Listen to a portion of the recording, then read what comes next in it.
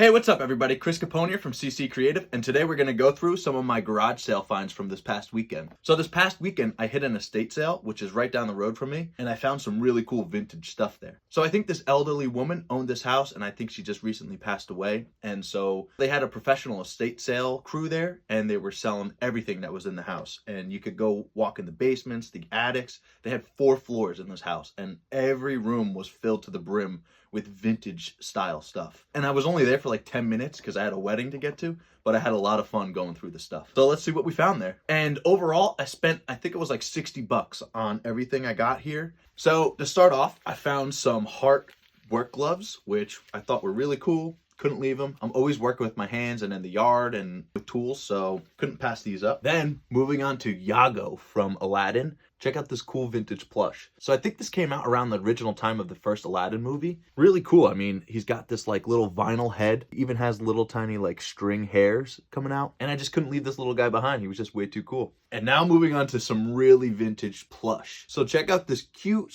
/ creepy little puppy. I found it in a box all the way up in the attic. Same with the Iago and the next one that I'm going to be showing you. So as you can see, it is an original Gund. And this puppy has definitely seen some better days, but he was definitely loved. And then his eye is a little beaten up. I'm going to try to fix it up as best as I can. So another really cool find. All right, and moving on to this vintage plush. Found this in the attic in a box like tucked away. This is a vintage My Dream Pet poodle. You could see how old it is just from the look of it. And when I saw this, I knew I was taking it home. Look, you could see the official R. Dankin & Co. tag from 1960. All right, and moving on to our last plush. Check out how cool this owl puppet is. So I found this owl in the attic as well. Brand new. This thing was $52. Its eyes blink. Its head can turn. I'm also working on a few concepts that need some eye movements. So this is also really good reference for those concepts.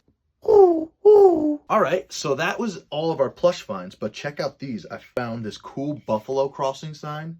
And then I also found an owl crossing sign. So for the few dollars a piece, I couldn't leave them, especially because I live on Buffalo Hollow Road. So Buffalo crossing sign was definitely coming home with me. All right, and moving on to some more vintage toys. I found this cool little pony. I think it's a My Little Pony. Yeah, you can see right here. It says Hasbro, patented and made in Hong Kong. It is kind of gross looking. You know, it's got like layers of dirt on it, and it is missing the tail. It does have the saddle, and the fact that I saw Hasbro on the bottom made me think it was legit. So let me know in the comments if you know anything about this and if it's worth any money. All right, and moving on to some penguins. And as always, thanks for watching, stay creative, and remember to create and collect what you love.